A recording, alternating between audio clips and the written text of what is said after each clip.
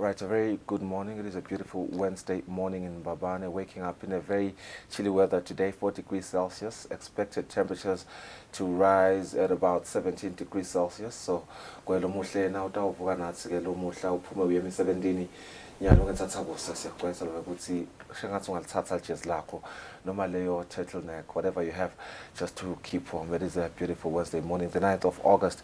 A very good morning to you and yours. I'm not alone. Lungelele Makakura. Tombena nguvusela kuseni kunjani? Ngibonile, how are you? I'm very well. I'm doing very well. I'm great as well. Yeah. Savusela nje ababukeli sibakhona ukuthi nijoyine lo mhla ekuseni ehlelweni Kusile breakfast show.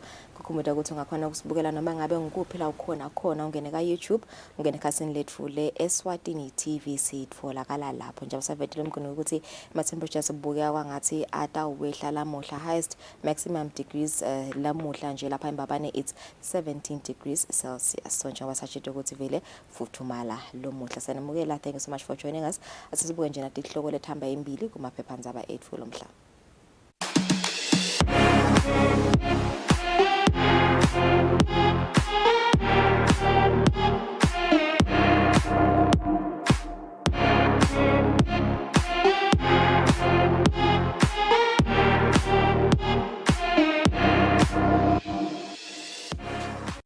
Welcome back. Sawubuka indaba lehamba embili phephandzabeni iTimes of Eswatini. Siyabona lapha kunetithombe sihloko sithi chaos as some SNAT members accompany Mbongwa to DC. That story you'll find on page 5.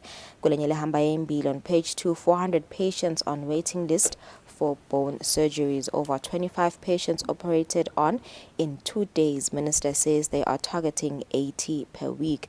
Patients are happy and they heap praises on nurses.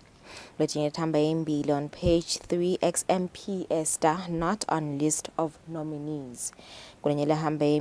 Kids participation, there's no need to apologize. There was a bomb scare at the magistrates court here in Mbabane. Leti hamba embili temidlalo Times of Eswatini. Mupina Mbalaza is back. Major boost for Wesleyan ahead of Hospice Cup. Mupina Fabrice reunites with maroon and white outfit after failed bid to join Birds. Lehamba Mbili sticker rejects bull offer. Nzabakalena lekulmisa former Mbabane Highlanders attacking midfielder Banele Stika Nzabanzaba, who has reportedly been rejected a new contract extension to stay in the club. Hodgland nursing back injury. Lenage Manchester United's new £72 million signing Rasmus Hodgland, who is now nursing a back injury, which is likely to limit his playing time at the start of the season. Orlando Pirates say Kusile Royal AM namagoli lamane kulamabili. Times of Eswatini temdlalo. Asukena sibuka Eswatini Observer lo muhla PM tours World Bank funded projects. Kunesithombe lapha ukhona ana Minister Jabulani Mabuza kanye nemphathi waka World Bank. Kulezinye lethamba embili, there's a new twist in Mpageni Dam tender. IRC sets aside tender, says a lot went wrong. There's nothing stopping them from issuing a tender. There was a bomb scare drama at Magistrates Court here in Mbabane yesterday. Another woman brutally murdered. Netbank Africa Post over 1 billion amalangeni profit in 6 months. Temdlalo Eswatini Observer leading headlines. Only 2 clubs eligible go CAF club licensing requirements. PLE wants clubs to verify their progress. In Zabagalena, only 2 local clubs have been granted licenses by CAF to be eligible to participate in the upcoming season's national as well as inter-club competitions. Another one says fans want Nkomishi back. In Zabagalena, Emma diehard fans of Capital City side Mbabane Swallows that have reacted with anger following the club's decision on the future of goalkeeper Sandile Nkomishi Geninza. kule qhamuka ku Momo Cup voting ikhulumisa indzaba yeNsingizini Hotspurs yesifundza saseshiselweni, which is number 3 in Momo Cup voting ngephasi ke kwembabane Swallows neLozita Spurs. Kanti ke indzaba ke lena lesolo nje igijima embili njengoba ama-team solo ayavota ngelizinga lelisetulu kakhulu ngiletho ethamba embili kuEswatini Observer kutemidlalo. Njalo mbukele kansela namuhla nje kungilesithathu sidabe sikhulumisana nalabasuka ka TV license sidakumleka ukuthi solo vele bayachubeka nekhuthatha sive ukuthi sewubhadalele umthelo abomabona kuthi bakubonile ke kufanele ukuthi bachubeke ba educate sive ukuthi sewubhadalelani lo mthelo ngalokho solo vele asicondzisisi ukuthi sewubhadalela ini. Sidakhulumisana naye project coordinator Aphumelele Dlamini kuva kabani njengemisebenzi lasabayendile bango TV license solo baqalile ukuthi yini kahle kahle ebumcoka bekubhadala wona umthelo abomabona ukuthi sidabenza sikhulume nangendzaba nje yama scammers esebuya wangathi avamile lavakashela mhlambe lawo makhaya ebantu athi bantu labasuka khona ka TV license batocela imali de TV license. Idakhulumisana naye ngako konke nje lasebakwendile bang TV license kanye nemasamana sabathumele bantu nemitamo nje labayendako kufundisa service amaswati emimangweni ukuthi sakhumula ukuthi bake basokumisana nehlelo lwe know your customer kuva nje ukuthi ngabe luhamba kanjani sive is it forthcoming yini ngeinformation mangabe bashayelwa ngibo laba baka TV license. Dabe sinayo lamhla ekseni she'll be joining us via Zoom at 6:30.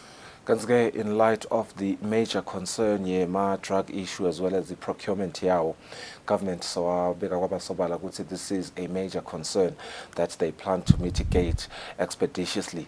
Lomuhla ke in light of that we will speak to Health Minister Lizinkosi, who will tell us about the formation of a cabinet subcommittee to assist in the expedition of the procurement of medicines and medical supplies in the country's health facilities. Inzaba gelena leshisa lelinyeva siyibona nje ma new developments lamanengi kakhulu enteka etiko letempilo imvuna ke itawusjoyina ehlelweni kuyikhulumisa lenzaba njengoba sekuthi isombululo labathi khulumisile noma ke imasu laba wakhulumisile as well as the measures that they have put in place to try and to resolve it as quick as possible. Kanti ke lenye yindzaba ye backlog kuma orthopedic surgeries nanayo lesibatfole isisombululo sekwe resolve. The Ministry of Health through Mbabane Government Hospital will conduct, or rather is already conducting, a mass surgical operations on patients with bone fractures and conditions under a model-themed orthopedic camp. A camp that is conducted periodically in week cycles. Health Minister Lizinkosi will tell us more about that camp. Epilepsy has a burden as well. Certification of healthcare workers who recently completed training on epilepsy, a huge neurological burden in the epilepsy. Lesibonile ke sekunethi inhlangano letizama ukuthi kube into leti fixa masinyane itiko letempilo ke nanalo liyati imvanzakanya ekutheni indzaba ye epilepsy kube indzaba yethu sonke lebane sisombululo. Health Minister Lizinkosi will join us at 7:30 to talk all things health issues as burdens and as well as recommendations that isombululo lesetikhona tabatibekile. Right, 8 minutes after 6 asibahla tema sibuya sibuka indzaba tethu futhi Eswatini.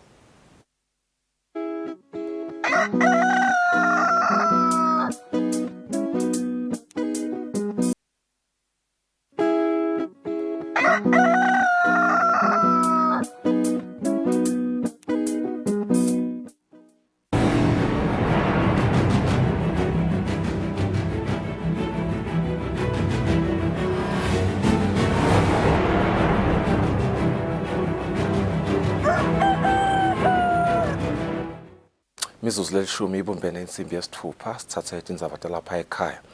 Lizinyane umphane Nkosi ibanzile lithi condzisisa kahle incwadi yesambulo kungasita kwaKhasimilo kanye nekudala lubumbano eMaswatini. Lokhu lizinyane likusho ngesikhathi kuchubeka umhlangano sikolo ukuchushisa bafundisi nesive sakuleli ngencwadi yesambulo lobanjelwe ehotela esibane sami ezolweni. Incwadi yesambulo kahle kahle ikhuluma ngema symbols. Mina ke nginekholelwa ke ukuthi ngoba siswati singema parables neBhayibheli sebena ngema parables. Ngaleyo ndlela leyo futhi ukuthi kube melula for thina emaswati ukuthi sisheshe si understand incwadi yesambulo ngoba nje ngibekise ngento yinye nje le simple ku common ukuthi kunale ngolelo ukuthi nakukhunywa nje ngesilo kwencwadi yesambulo abantu bacabanga bonyoka amakhanda bonyoka eni liqiniso likhona la eBhayibhelini ukuthi nakukhunywa ngesilo kukhunywa ngesystem kukhunywa ngebukhosi akukhulunywa ngesilwane noma ngento lekhona lephathekako cha kukhulunywa ngesystem yebukhosi ngoba ngale nje ku Old Testament uyaveta Daniel litilo leting 4 letilo ting 4 tikhuluma ngalama empires labusa umhlaba lang4 kuze kubuye Kristu. Simenyo lesikhulu kulomhlangano sikolo Dr. Ranko Stefanovic lobuya eNyuvesi yase-Andrew eMichigan le-7 laseMelika uthi incwadi yesambulo ikhomba injongo yasimakathe ngemhlaba nekuthi simakathe utoticetha tonke tinsizi letihlasele umhlaba. So the book of Revelation is really the book that promises the hope, provides God's solution to all human problems, to bring them to that place that He planned and intended for them. And that's the full purpose of the book of Revelation. Etindzabeni kubika sebenele mthetfwa anasindiswa zwane na Fortune Dlangamandla ehotela lesibani sami ezulwini. Umhlonishwa Mvunankulu Cleopas Dlamini uthi imisebenzi yentuthuko lesekelwe ngetimali libhange lakamhlaba eWorld Bank ihlose ukuthuthukisa impilo yesive seMaswati lesisemakhaya. Mvunankulu abekhuluma ngemuva kwekuhlola umsebenzi wekufakwa kwemandi imandla ahlobile enhlangano nakalavumisa kanye nemisebenzi wagesi lechubeka kweshiselweni. Lo msebenzi utigaba letini letifaka ikhatsi isigaba sekuletha imandla ahlobile enkundleni yaseshiselweni 1 zombotse emuva kanye nasehosiya lokunye lokwentiwako kwakhiwa kwetingungu temanti. Hulumende welive leSwatini kwamanje sewuhlanyele imali elinganiselwa etigidini letingamashumi-37 nengcenye temalangeni kulo msebenzi. Kanti-ke libhange lakamhlaba libambise uhulumende ngetigidi letingamashumi-45 temadola aseMelika. Wonke-ke lo msebenzi kubhekeke ukuthi ube sewuphele ngcono no ngenyanga yemphala ngeminyaka wa-2025. Kanti-ke ubhekene nesayiya lematima eshoda ngemali etigidi letingamashumi-400 temalangeni. Lo munye kumsebenzi la uhlolile Mvunankulu ngumsebenzi wagesi lochubekako eshiselweni. Lo msebenzi ufaka ikhatsi kwakhiwa kwelayini lagesi lelingu-87 kilometers lelisuka enhlangano liyekalavumisa kanye netiteshi letimbili tagesi emathanjeni nakalavumisa. Lolunye lihlangosi lo msebenzi kufakwa kwagesi emakhaya latawuzuza linganiselwa etingulungwaneni letisiphohlongo. We take the commitment that not only this project is implemented, and I know that Minister of Finance, they are always also mobilizing the resources so that it is a joint effort with your domestic resources. Mvunankulu sisive asiyigatse ngelizwe lelikhozi lempahla lefakwa ngetinkampani letimbili kule misebenzi kute itawukhonza. Kunebantu lababona letinto leti bangeke bajabula. Nina ngicabanga ukuthi nisita sive noma nentando. But utawuyeva usukhona labanye bese bafike bajuba liphayiphi. Abajubeni usibafuna kunatha. Bajuba nje ngokuthi kufakelwe lo basitelwa abantu. Le mapipe lawa ke sawucela nesive ukuthi siwagade ngoba vele so kude lo muntu utawasita ukuthi abuya lokhatha. Uthi amaphoyisa latawubekwa kusagada. Tawugada bantu bemango babone ukuthi umsebenzi uhulumende abaniseke wona awonakali uyagcineka ukahle. Alinganiselwa kulokungenani ku-87% emakhaya asathola imandla ahlobile kulelive leSwatini. Kanti emakhaya sanagesi alinganiselwa ku-67%. Umbiko uhlanganiswe ngeLinkedIn Gule ngisenhlangano. Mabhalane lomkhulu etiko letekwatisa phesheya Dube uthi kugcinwa nekukwelekwa kwemininingwane kumgcoka entuthukweni yelive. Dube bekakhuluma ngesikhathi yavula ngalokusemthethweni umhlangano sikolo wekubukati indzaba nemininingwane nekumbandzakanywa kwesive lobanjwe netinhlangothi letahlukene nelibandla laka-African Union. Bunye bemavelive kahle Africa i-African Union ithi njengoba sesiphelile isigaba sekucala seminyaka lelishumi sekuphumelelisa umgomo walamave ukuletha ukuthula nentuthuko i-African Union Agenda 2063 sive salamave sisalela emuva netindzaba tekugcina kwemininingwane. Lenhlangano ke ibe seyisukumisa lihlelo lolitawubona kumbandzakanyeka kwebantu nekugcina kahle kwemininingwane kumave lalishumi kufaka ekhatsi live laseSwatini.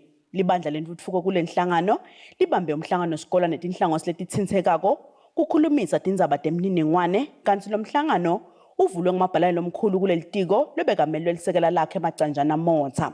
Data is very important for policy making and decision making, and it can help us understand the problems, the impact of their actions, and the best ways to achieve their goals. Data can also help policymakers communicate and justify their decisions to the public and other stakeholders. Lo chuba lelibandla laka African Union Dr. Gideon Nimako uvete inhloso yalolu hlelo. We intend to strengthen the capabilities of member states by using digital and non-digital technologies to engage ordinary citizenry in the implementation of Agenda 2063. We want to provide easy to communicate information to ordinary citizens so that they can comprehend what government, regional, and continental bodies are doing. We want to use the data coming out of this implementation to improve the innovation ecosystems of member states and regional entities. Kulo mhlangano wemalanga lamathathu kubheke ukuthi live laseSwatini lakhe luhlaka lalo lokusebenta nekufeza onke osikhombisa lamagoli alomgomo wale nhlangano iAgenda 2063. Etinzamente eSwatini TV kubika Samkeliswe Khoza kunasikhumbuzo Dlamini ezulwini. Litiko letekulima lithi litawucinisekisa kwekuthi bonke balimi bakuleli batawuzuza ngalokuphelele etikhwameni tetekulima letingephansi kwaleli tiko. Lokhu kuvetwe ngumabhalane lomkhulu kuleli tiko Sydney Simelane lochazile kwekuthi bafise kucinisekisa kwekuthi akusibo balimi banye labatfola lusito kulesikhwama. Hulumende usungule tikhwama letahlukene letilinganiselwa ku-100 million emalangeni ngenhloso ekucinisekisa ukuthi balimi bembila, tibhidvo, kotini kanye nalo lonke lihlobo lwekudla bayakhona kusungula baphindze bathuthukise emabhizinisi abo. Mabhalane lomkhulu etiko letekulima Sydney Simelane uchaza kabanti ngaleti khwama. I-concern mhlambe lenkulu lengaba khona ukuthi are they not benefiting the same people yini? Stakuchaza lokho kokuthi cha sinaso siciniseko sokuthi it's not the same people. The main reason nje leyenda kokuthi sibe nesiciniseko ukuthi akusibo bantu banye ngilokuthi kulama funds now uthatha imali vele sifuna kuba ne contract nawe. The contract is not just the agreement yokuthi sikunika imali but le contract yekulandzelela ukuthi lo lokulimile kutawuphethela kuphi. Kusho kwembiko we-World Bank weminyaka wanga 2021, tekulima tatifaka lokulinganiselwa ku-8.14% emnothweni welive leSwatini. Etindzabeni teSwatini TV kubika Nelson Dlangamandla kunasimuva Shongwe Yembabane. Inhlangano yashukela kuleli Eswatini Sugar Association inikelele imali lengo-500,000 emalangeni etinhlanganweni letisithupha. Umphathi walenhlangano yashukela Banele Nyamane uthi lokunikelelwa kwale mali kwaletinhlangano kusemgomeni walenhlangano yaloshukela yekubuyisela emuva esiveni i-corporate social investment. Umphathi wenhlangano yashukela kuleli Eswatini Sugar Association Banele Nyamane uchaza kabanti ngaletinhlangano letizuzile. Inhlangano yeqala lesitayi niketa ligalelo lemali le inkulungwane nemashumi lasihlanu ngileyo yaka Cheshire Homes. Inhlangano yesibili nguleyo ye-Eswatini School Sports Association. Inhlangano ke lena lesitayi niketa imali lengu-50,000 emalangeni.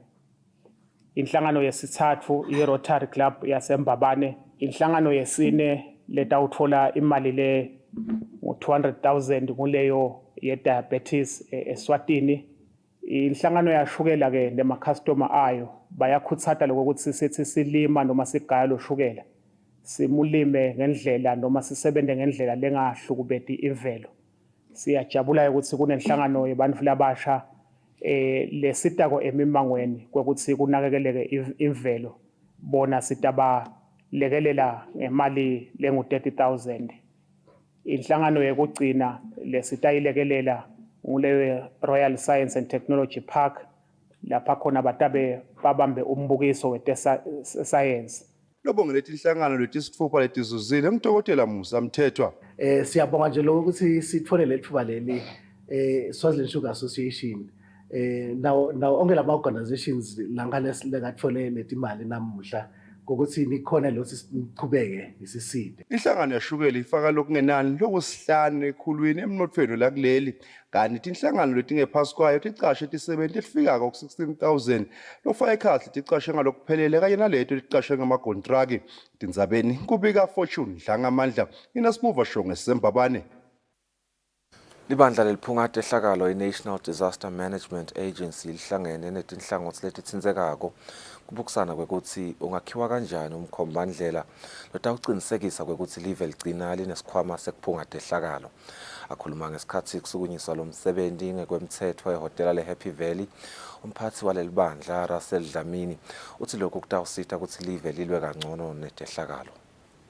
Kwenda lo mkhombandlela lotawugcina usiholele ekwenteni isikhwama sesehlakalo kufuna ukuthi wonke umuntu abe ingcenye wawo ngalokho ukuthi sonke sehlakalo asisishaya ngendlela efanako naso ema-ofisini nje akahulumende sitakushaya ngendlela lohlukile kunanawusemangweni nanawusebentela i-private sector.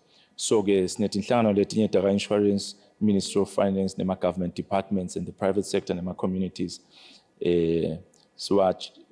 siyawatisa kwekuthi kutawusetshenziswa kanjani. Lokunye ngilokuthi sathi lesive kokuthi yini imbamba le strategy simqoka ngani.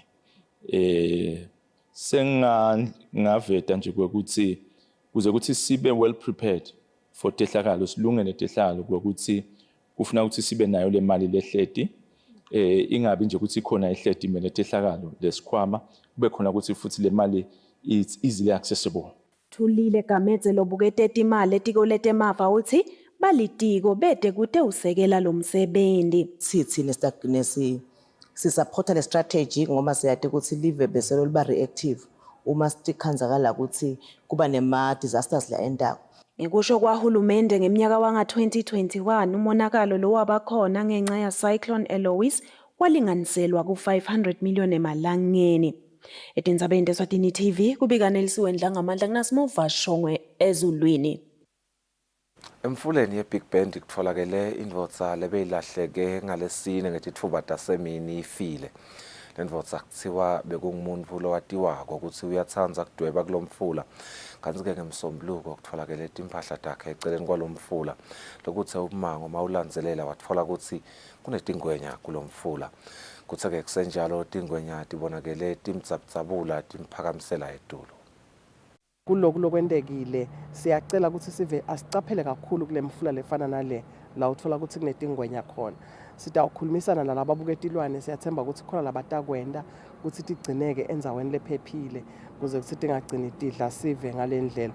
Nekuba cela ukuthi abagweme vele kuyayita indzaweni letingaba ingodi ngalendlela ngoba silwane noma ngabe uhlale usonzela iceleni kwaso ngalama emalanga awuyusati mhlazane sesikwatile nekuthi bese senda njani kube buhlungu kakhulu. Siyawulilela nawo umndeni lotsinzekile sisililele naso sonke sive saleyandzawo kuloko lesikubonile. Kanti-ke ngakulokunye umchumaniso wamaphoyisa embobeni sive superintendent Phindile Vilakati uthi liphenyo lwemaphoyisa luthole ukuthi umbiko lobe uvela eluhlangothini lebeticima mlilo. Umbiko-ke wekuthi kunesichumane enkantolo kamanje eMbabane beungasilo nani liciniso. Vilakati uthi luhlangothi lwemaphoyisa lelibukela uhlangothi lwetichumane ngilo loluphenye ngalombiko. Umchumaniso wesive kanye namaphoyisa superintendent Phindile Vilakati uchaza kabanti ngalombiko loshiye emaswati bekade senkantolo kamanje aphaphulekile. Nje sesisukumise liphenyo simaphoyisa kutotfola kahle ukuthi ingabe lokubeka kusho bekakuthathaphi ngoba mhlambe kukhona lebekanako. Uma ngabe ke kutfolakala ukuthi lo ekunene bekasabisa nje sive ngalokula kwendile vele umthetho utawuthatha indzawo yawo utawujeziseka lo ekunene logangile watfusa abantu wabaphaphula lokungenteka ukuthi kugcine sekulimala sona sive kuphindze futhi kuphathamiseke nayo imisebenzi. Sithi nje nangabe lokho lokwendekile bekukutfusa vele inhloso bekungilokutfusa sitayiphenya ajeziseke siphindze sikwekhude esiveni ukuthi akusinto lenhle kusabisa abantu ngento lengasilo liciniso kakhulu kade. Siyabonga lokuthi asitshele nangabe kukhona lokusolisako lokukhona kepha asitshele ngendlela lengiyo nale maciniso sitawufika nayo vele emaphethelweni lendzaba. Lokhulumela libandla licisha mlilo kuleli Mandla Dlamini yaxoxisana nalomsakathi elicingweni uvumile ukuthi lo mbiko wale bhomu ubikiwe kumhlaba mkhosi wabo. Dlamini uthi lolo shayela akakathanzi ukutiveta kodwa uthi ubona imithwalo lemibili lebekathi ibuka njengetichumane khona kamantshi Dlamini uxolisile eMaswatini ngalokuphaphuleka wasewuthi kodwa konke lokhu kwentiwe ngenhloso ekuphephisa imiphefumulo yeMaswati kulandzela lo mbiko uthi isebenza enkantolo takamantshi kanye nawo wonke umuntu bekase bakhona abatsheliwe ukuthi abaphume ngekushesha uze naseyishayela insimbi ye-11 athelekile amaphoyisa elihlangosi lelibukwe indzaba tetichumane asesha letichumane njengalokhu tinje letivalhala betiphuma tingena nemagumba lenkantolo etindzabeni kubika Fortune Dlangamandla inasimuva shonge senkantolo kamantshi.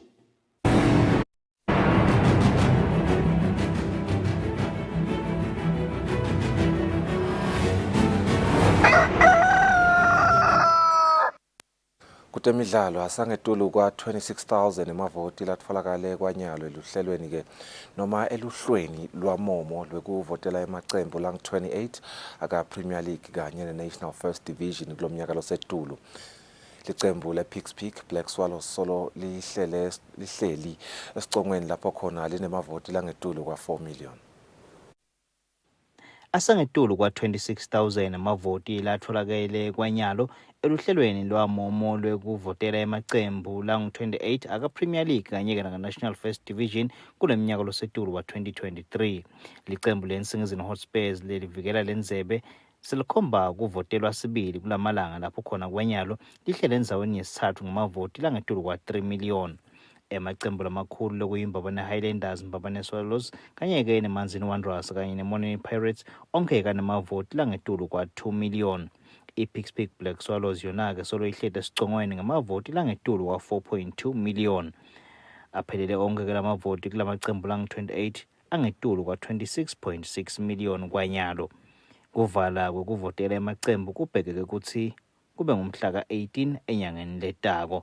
Etindzabeni temidlalo ngingiyani Msibi kumbiko uhlanganiswe nguFabrice Msonera eMbabane. Betingawo-ke tindzaba sikuphathele tona tekucala lomhla ekuseni sitawuba hlola etimakethe sibuye sichubeka nelihlelo.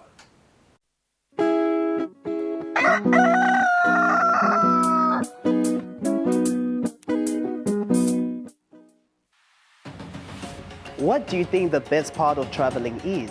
Is it the food, or is it the conversation, or is it the sights and sound?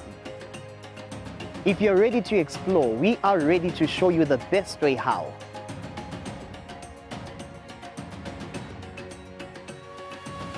We'll give you access to the best luxury getaway sites in the Kingdom of Eswatini, and of course show you vacation sites that suit your budget, because you do not need a lot of money to actually have a great time. Join us on the next adventure on Buhlebethu, only on Eswatini TV.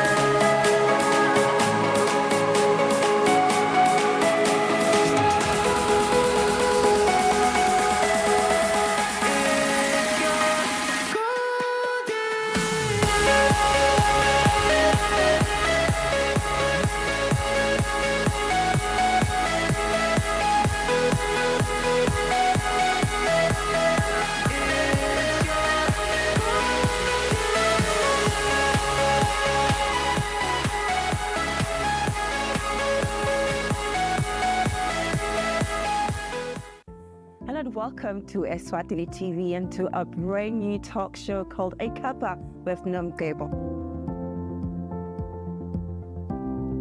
And I do what I have to do because I know where I'm going. All 5 of my mothers have inspired me. So the addiction didn't happen then. It happened again another 8 years later. But that's where it started. Choices I made at the time were not the best choices for myself. I understand how a person can lose their mind in terms of life experiences. That's what it looks like, and I like that. But you know what? The journey to my success is never a straight line. Yeah, people are on the net now, and that's where we'd like to catch them with such shows.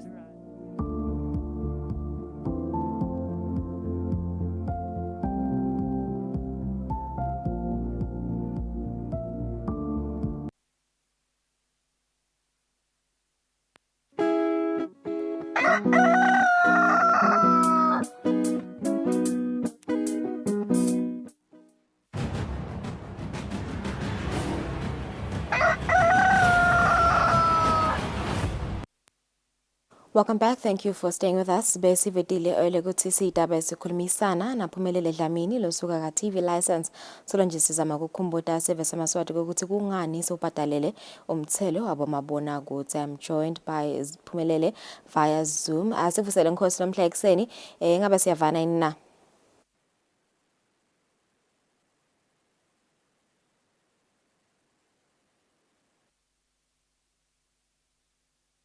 Lele, thank you for joining us today. This morning, ingabe sifuna kuva nje kabani njengabo umsebenzi we TV license yakumla ukuthi solovele nechuba wona umsebenzi wokufundisa service amaswati ngebumgcoka bekubhadalela umthelo wabo mabona ukuthi ingabe vele mhlambe kuhamba kanjani vele ithini iresponse yaso service amaswati. Siyavusela Lulu, sivusele naye umbukeli. Siyabonga lelithuba emsakadweni Eswatini TV. Umsebenzi wokukoleka umthelo we-TV license solo uyachubeka. Ngingasho nje ukuthi i-response kubantu sisenayo le mibuto yokuthi kodwa vele ngibhadalelani. Lokukhomba kona ukuthi kusekhona lapho khona ingasi kufanele sichubeke sifundzise khona esiveni. Abe mhlambe vele mhlambe kukubuta nje kanenge nje phuma ukuthi vele I think labanye vele babanawo lo mbuto loyo ukuthi iTV nginayo mhlambe sigojana noma idecoder nginayo but vele kahle kahle kuva nje lesizathu ukuthi kahle kahle siubhadalelani lo mthelo uthini umthetho weSwazi TV Act.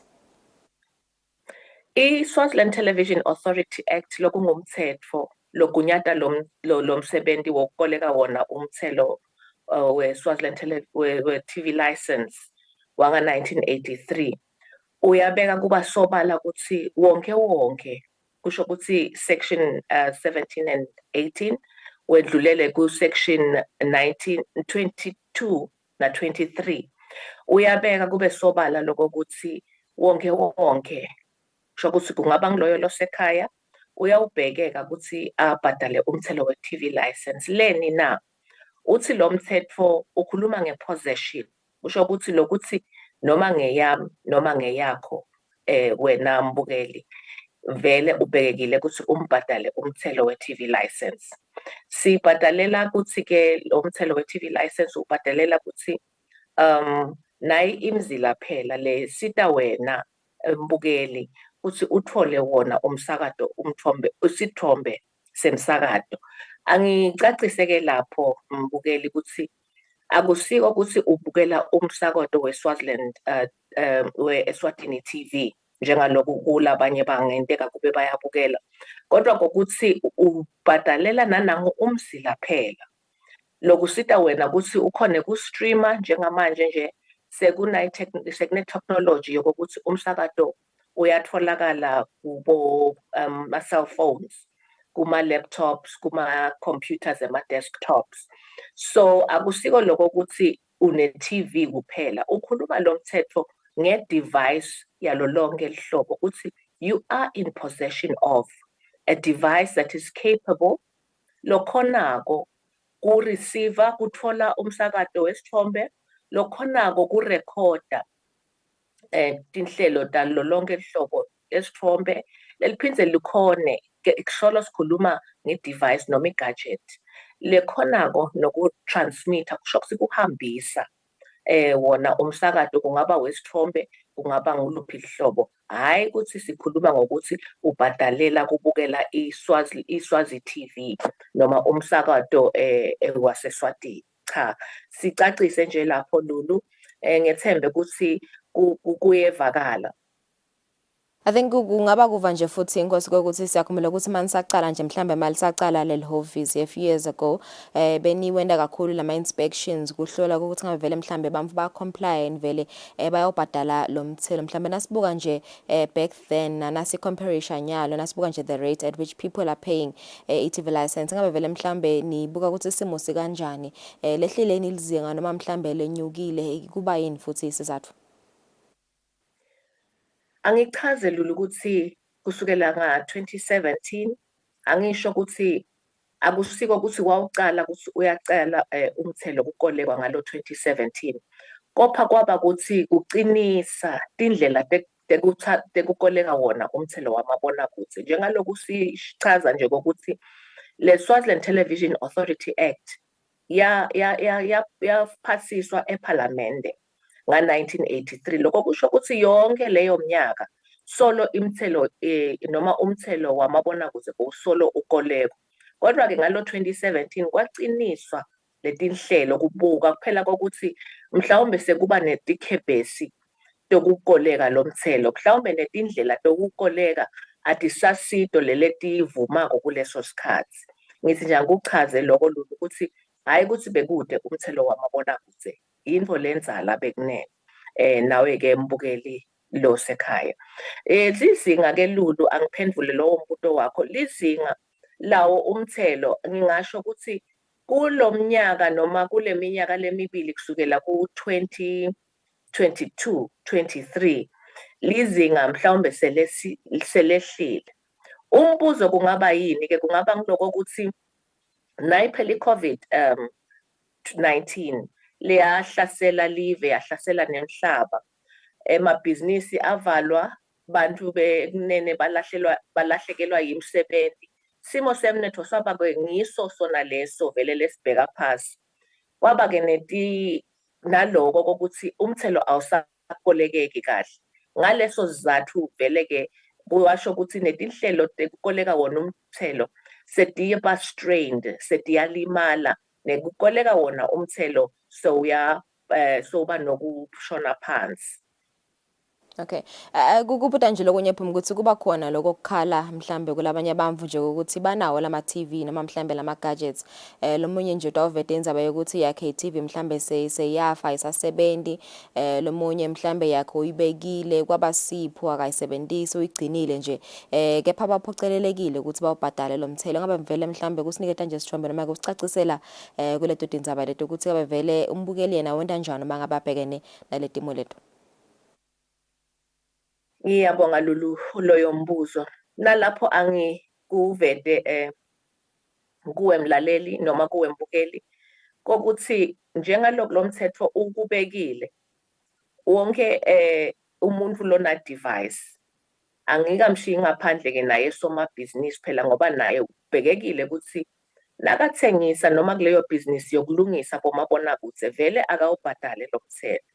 Kuphinde ke ngiphendule lo mbuto wokuthi wenda njani na umuntu lo ngabe ubhekene nokuthi yena nje uyibekile noma seyamephukela wena wekunene ubhekekile ukuthi vele lihovisi la kukoleka wona umthelo wamabonakude ubikele njengaloko kukolekwa umthelo uya accumulate lokho kusho ukuthi njengasikweledi noma ngisiphi na ungabhadali kuba khona lele bese uyafakwa njenge interest lakithi ke ehovisini lamabonakude lekukoleka umthelo wamabonakude ipenalty nawo lokhona kule ticephu letihambisana nalo mthetho weSwaziland Television Authority Act lengathi nje ngesilungu ngema regulations la kulama regulations kuyabeka lokho ukuthi vele uloyo lo ngete anaka noma longala ukubhadala umthelo wamabonakude uyawufakelwa 50% lokho kusho ukuthi kungendlula lesikhathi sekubhadala lo mthelo wamabonakude so uyawukhanza ke sekunana 50% phela ngetulu kulo 180 le kuyimali ye TV license uphindze kube ngu50 emalangeni kube imali yokubhadala leminye ke imshini lekusebenzisa ukuthi wena uthole nasi isithombe lokufaka ekhathi decoder nakhona kuyawuba na 50%. Wena wekunene ke umbuzo uthi wenda njani nangabe nje uyibekile lapha. Angikukhumbule phela mlaleli, ngiphindze ngikukhumbule nawe Sakati kokuthi le Swaziland Television Authority Act ya 1983 iyachaza lokho ukuthi possession of, usho ukuthi noma ngabe ihleti isela kuwe awukalibikeli lihhovisi lekukoleka umthelo wamabonakude. Lokho kusho-ke ukuthi vele la kulo mshini wethu i-TV license system noma kulama systems elihhovisi kukhomba ukuthi wena usenawo lo mabonakude, usenayo le machine la kuwe. Akukhathalekile ukuthi uyabukela, akukhathalekile ukuthi uyibekile, akukhathalekile ukuthi uyisebenzisela ema security systems. Nginaleli gama lelithi possession lele kufanele silichaze kuthi cha wena wekunene vele so long unale device siyakunxusa, siyakukhubuta, siyakucela, siyakukhuthata ukuthi uma nambe kunaba nalenkinga yokuthi iyakulahlekela noma ayiseyifile so bathe uyayilungisa ayilungu, bikela phela lihhovisi. Lihhovisi ke litawube seliyakusida ukuthi utawenda njani emva kwalokho. Phume uthenze indzaba yema penalties ukuthi uma ngabe vele kutawudlula leso sikhathi leso ongakamkhokhi lo 180 malangeni umbukeli twabheke ukuthi akhokhe 50%. Ngabe vele mhlambe labo labayibhadala kanye nje ngibekise nje labasolo bayibhadala nga 2017 bayibhadala kanye ngabe bona nasibuka ema penalties abo bathat khanze sebabhadala bomalini nje lokunyalo ku 2023. Ngeminyaka i-TV license Lulu nawe mbukeli 180 emalangeni. Sikhuluma nje ngale TV singakayifaki ke le machine leminye le sita uthole sona sithombe la kufaka khona ema decoder nema set top box kuba ngu50 emalangeni eminyakeni kanye ngeminyaka. Lokho kusho ukuthi nangabe wagcina nga 2017 noma nga 2018 noma ke wayithenga ngaleyo minyaka emuva wagcina khona esitolo okubhadala. Kusho ukuthi ngeminyaka kusho ukuthi ngalo mnyaka lokufanele ngabe ubhadala ngawo la iphele khona le license kuyawungeteka 50%. Kulo 180 nje kuba ngu90 emalangeni, kulo 50 emalangeni kuba ngu25 emalangeni. Bese ke ngeminyaka njengaloku kuchazekile ephambilini lokho ukuthi ngeminyaka udikhanza sikwelede esikhulu. Kusho ukuthi lo 50% solo uyabala wena uyakubalela leminyaka lesihlanu noma lesithupha solo kungeteka naba bo 50%, kungeteka ke nale TV license money noma le mali lokufanele uyithele wena lenganga 180. Okay. Nisachubeka nje nemsebenzweni ngoba vele siyathi ukuthi lokukhulu ngiyo indzaba ye compliance ukuthi vele solo nje silapha nje sikhuluma yona indzaba ye compliance ukuthi sive sinibambise netitolo letithengisa wona lama gadgets lawa anibambise kuva nje ukuthi ngabe vele mhlambe banibambisa vele tiyanibambisa leto titolo leto letithengisa wona lama gadgets lawa ama TVs nama decoders kanye nabo skotshana. Singabonga kakhulu Lulu kuso sona sive. Sibonge nato titolo letitikhandlako. Angisho kuLulu ukuthi kuthela noma kubhadala umthelo wamabonakude siye sikubekise sithi grudge payment. Uthi na uyikhokha le mali uthela ube nanasi isigadla kuthi kodwa vele sengiyathela nje ke umthelo awuzange soba malula. Kukanjalo ke nala ka TV license. Kopha nje kungaba ngikokubonga utodona titolo letichubeka tisibambise ngokuthi tithathe wona umthelo wamabonakude ngoba lo mthetho uphinze ukubeke kuba sobala ukuthi kude lo yawuphuma esitolo angakayibhadali TV license. Yebo ke angisho ukuthi 100% titolo vele tiyawukoleka. Sinato nati inkosi yami siyacela nasezweni kuthi naye loyo lothengako atihluphe phela kubuta nge-TV license. Kukhona nati letingafuni kukoleka umthelo wamabonakude lo. And ke we are taking measures la strong sisakhuluma nema stakeholders lamanye ukuthi vele kuqiniseke ukuthi leto titolo leto tigcina ti complyile by force.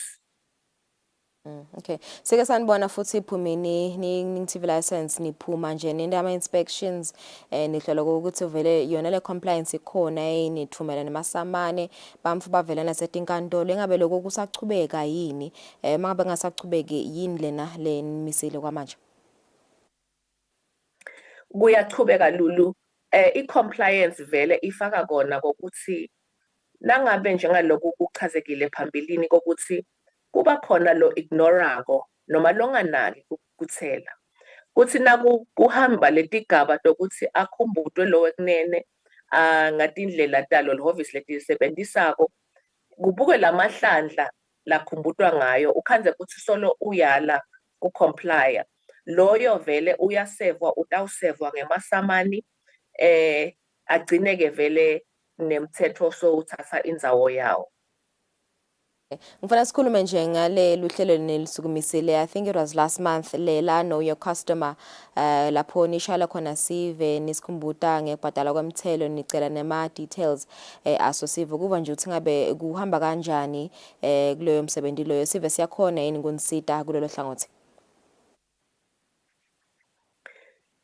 Siyabonga Lulu lombuto sive siyakhona yebo kuba khona kulabanye lokunga sive siyasisita angisho njalo yebo kuba khona lokungabada kubo labanye futhi ungeke ubasole msakade ungeke umsole loyo lo thinzwako lomunye unengabada kuthi ingabe ngilo yini vele lehhovisi laka TV license noma sengilaba labathatha chance kodwa nje kungaba ngokubonga siphindze sisikhuthathe naso sive phela kuthi nawe wena lo shayelako wena lo sendelwa iSMS tihluphe ngokuba nemibuto kuze kuthi ukhone nawe kwenetiseka kuthi lokho vele lo shayelwa ngabo ingabe ngiko yini lihhovisi laka TV license. Siyabonga kakhulu bayasibambisa Lulu solo siyachubeka i-database yethu siyayi-update silihhovisi.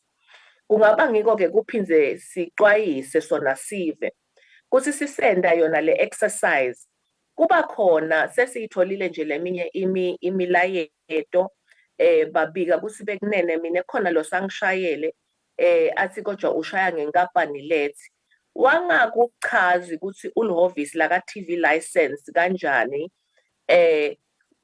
be careful wena wekunene siyaxwayisa vele ezweni ukuthi indlebe akube ngiyo leyo levulekile lecijile ngokuthi uve lokho ukuthi cha lo ingathi sofuna kunginoka futhi kude ke wena wekunene noma umbukeli lo yawuthi faka imali inombolo nje yinye ya mobile money uyakhona ukungenela ku mobile money ulandzele luhla la kwa mobile money MTN ukhona TV license lapho uyawufaka imali yakho nangabe uyayifuna ke inombolo yaka TV license bayakunika ungaphindze nawe uyishayele ku confirm ukuthi ngiyo yini ngisithi nje asexwayise lapho Lulu sisenda leli hlelo lesilisukumisile kulenyanga lephelile lethi know your customer. Siselapho nje indzabeni tekuxwayisa sona sive ephumbi ngaba kucacisela ukuthi vele nibashayela kuphela anibavakashele emakhaya abo ngoba lomnye mhlawumbe utawuthi yena uvakashelwe baka TV license bamchazela ukuthi bamfuna nemali I think ngaba lokucacisa nje ukuthi kwamanje mhlawumbe nibashayela kuphela dinqingwa niye kube physical.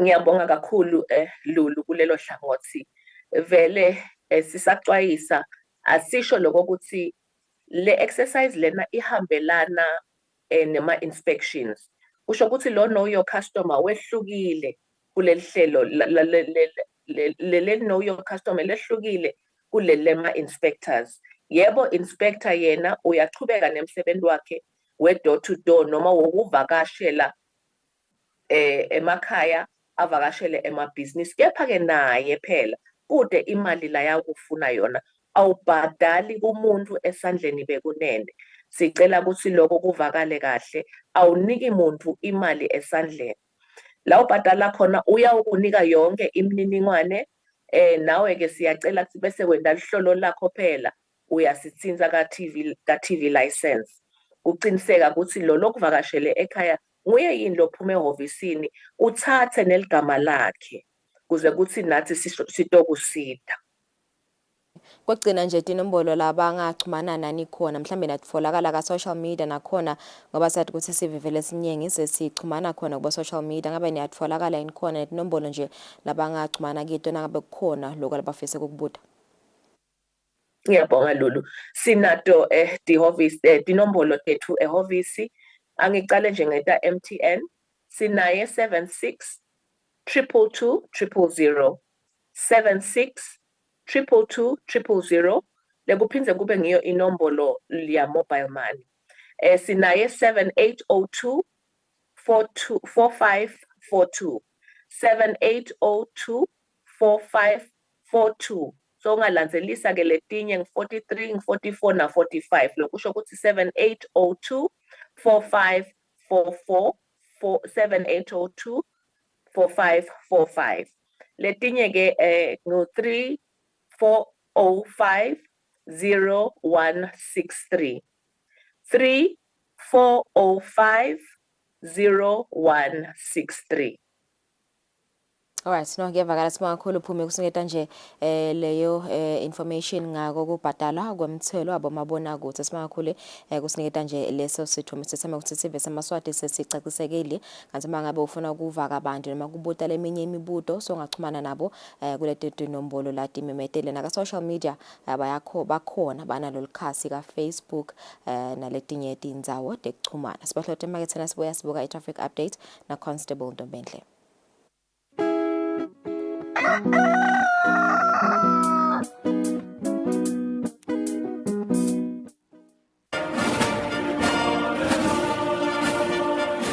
Do you remember the spinning thing? This is us. This picture represents what we did. We were there when coronavirus wreaked havoc in our population. Together with other stakeholders, we formed the first line, controlling the spread of the unknown and unseen enemy of the people. Anxious ourselves, we collected dead bodies countrywide. At the time when no one wanted to come near dead bodies of loved ones, we did care for our fellow citizens. Thank you, the people of Eswatini and teams of first responders.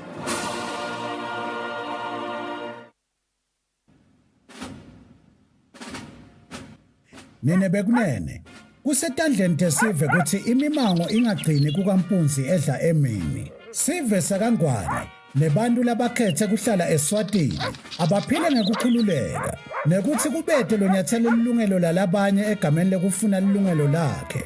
Sive asikhumbule ukuthi emaphoyisa bomake nabobabe labatinikele kwenta siqiniseko ukuthi wonke umuntu lonempahla yakhe ingacekelwa phansi ngulomunye. Wonke umuntu akahlale ngekuthula nangaphandle kokwesaba tindwe letingatiwa. Emaphoyisa ngekulandzela nekushiqilela umthetho athi into yemuntu ayibe ngeyakhe umuntu. Sive asijinge siwabambise siphinde siwasekele emaphoyisa emsebentini wawo. Kude emalungelo aso sive osomabhizinisi kanye nebantu labasebentako anganyatheleki. Khona-ke imimango itawukwakha nemakhaya akhulise bantwana ngaso sandla lesiya emlonyeni. Emaphoyisa naso sive abasebente ngebudlelwane nangekubambisana kulwa nebucala netingoti temgwaco.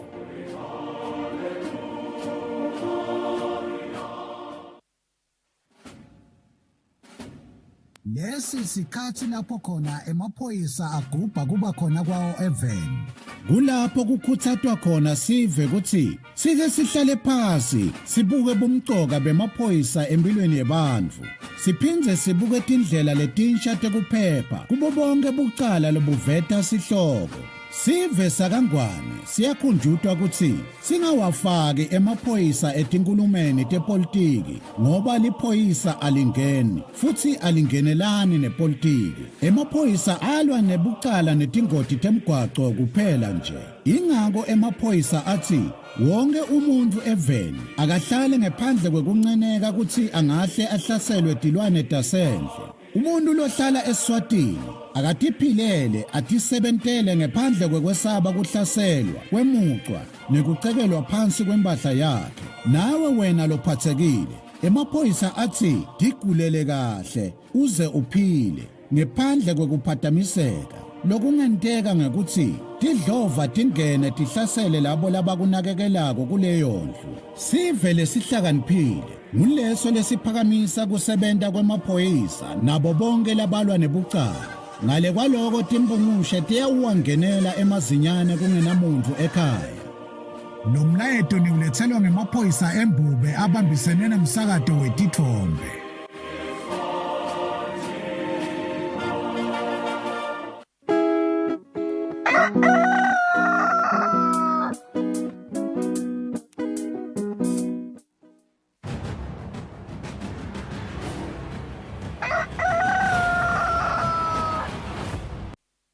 Asibinze sinemukele kusele imizuzu lemine kuze kushaya insimbi esikhombisa lomhla ekseni lesikhathi asibuke isimo semgwaco na Constable Ndombendle asakuvusela emdolo ngabe kambeka kanjani imigwacweni lomhla ekseni. Ngikuvusele Makagula ngivusele naye umbukeliwe Kusile breakfast show. Imigwaco yelivela kaNgwane sesihlolile cishe yonkhana yelive besinikunakile nje namhla ekseni ikakhulu kati etindzaweni letiphakeme kunenkhungu le-cancer phasi kuletinye tindzawo kulukhuni kakhulu vele kuhamba kwato timotolo siyakhuthaza nje kubo bashayeli la kunetinkhungu khona bakhanyise wona emalambu lamakhulu baphindze futhi bahambe ngelitubane leliphasi kwadise phela kwekuthi nangabe ungaboni kahle ungagcina ungene khona ekhathi engoteni siyakhuthaza nje sibe senkosi kwekuthi sinakisise nyalo ekseni sisayisebenzisa imigwaco ikakhulu kati etindzaweni letiphakeme. Emadolobha elive ahloliwe nawo sibane temgwaco tiyasebenta kuwo onke lamadolobha nemigwaco lengenela kuwo iyahambeka ngaphandle nje kwedolobha lelikhulu laseMbabane la khona sawucwayisa khona sive besisebenzisa yena Sozisa Road umgwaco losuka khona ka Total ubheke khona ka Late lo lesalad leso siyanaka kwekuthi nyalo ekseni timotolo tibadine kakhulu leti usebenzisako kani usengakadwetshwa emalayini sithi nje bashayeli abayende isiqiniseko kwekuthi bagcina senqele ngaso sonke isikhathi kuze ukuthi baphephe basawusebenzisa loyo mgwaco. Umgwaco lomkhulu losuka khona ehekeni laseNgwenya uye khona kaManzini usuka khona eNkoyoyo uyawufika khona eSibashini inkhungu lapho icancer phasi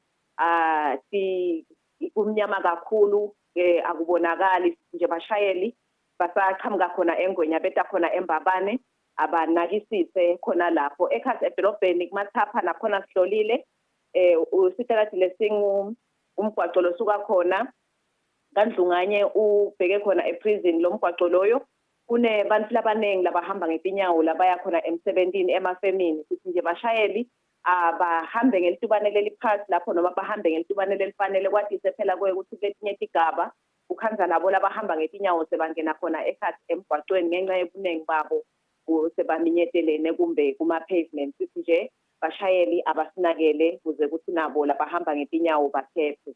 Ishiselo ihloliwe nayo besingakubika nje eshiselweni kungaba ngeko nje kwekuthi umgwaco losuka khona kaMjuda uye khona eCasino solo uvaliwe kulandela kona kwekuthi uyakhiwa sive siyakhuthaza kwekuthi asichubeke singene lapha kuleli sondvo lema-Muslim singene khona ekhathi edolobheni siyawuphumela khona eCasino nangabe kumbe sibheka khona kubomsosheni. Ngale kwaloko Thombeni naye umlaleli umbukeli imigwaco elivela kaNgwane iyahambeka ngaphandle nje kwalesi sesishido sikabedo kungaba kufisela yena umbukeli lusuku loluhle naloluphephile basetawusebenzisa yona imigwaco elivela kaNgwane. Sibakhulu Ntolo kusineketalo yombiko umbukeli asathatha ikhefu nasibuya sathatha indzaba tetfu desilumbi.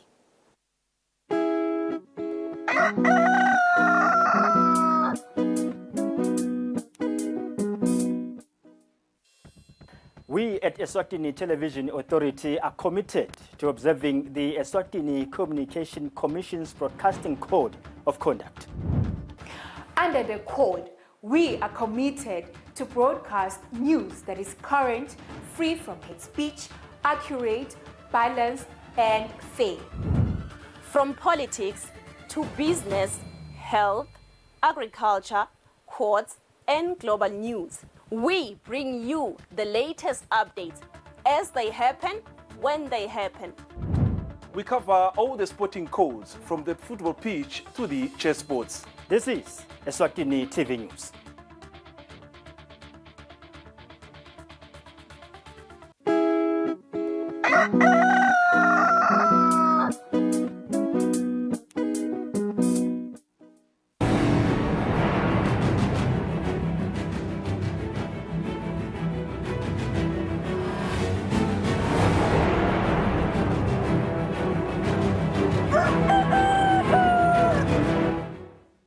Welcome back. Thank you for staying with us. Let's take a look at our English bulletin. His Royal Highness Prince Banzile says understanding the Book of Revelation can help build morals and create unity amongst the people of Eswatini. Prince Banzile said this during the Book of Revelation seminar, which was held at the Sibane Sami Hotel at Zuluni.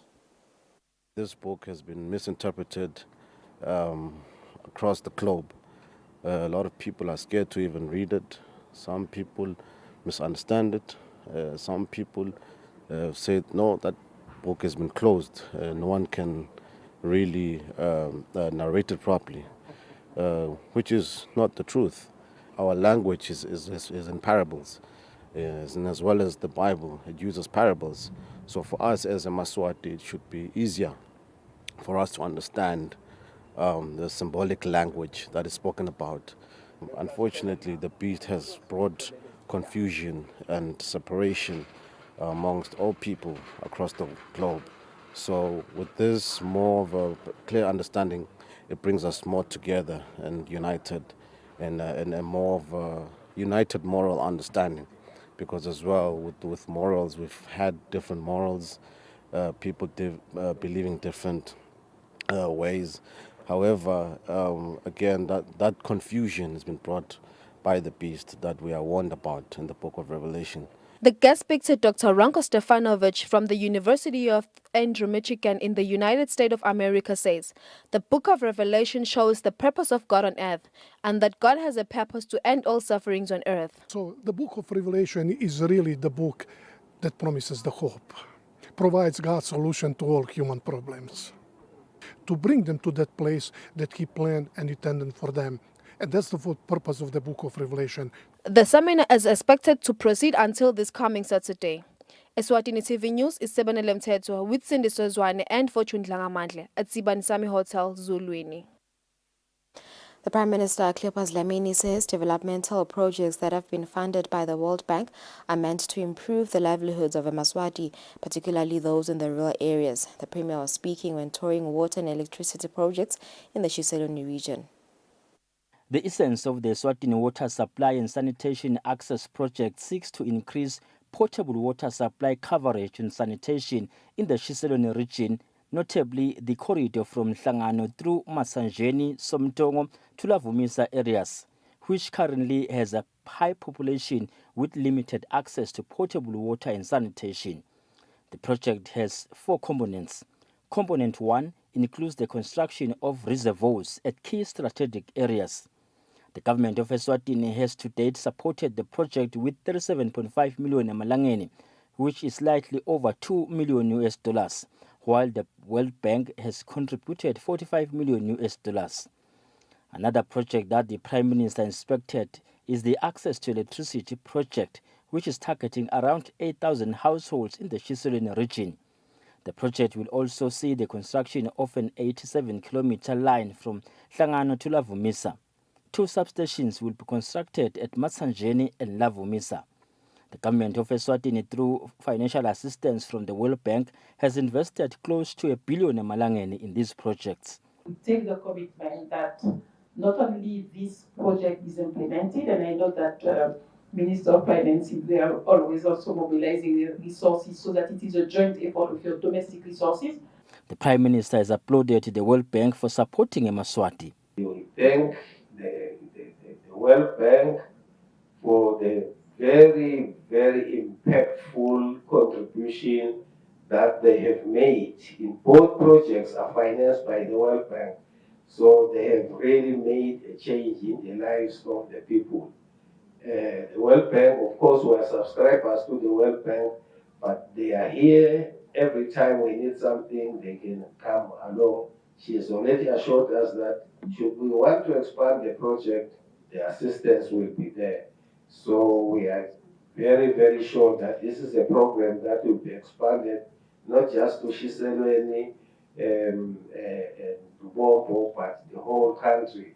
Currently, the kingdom is sitting at around 87% in terms of water coverage, while electricity coverage is at 67%.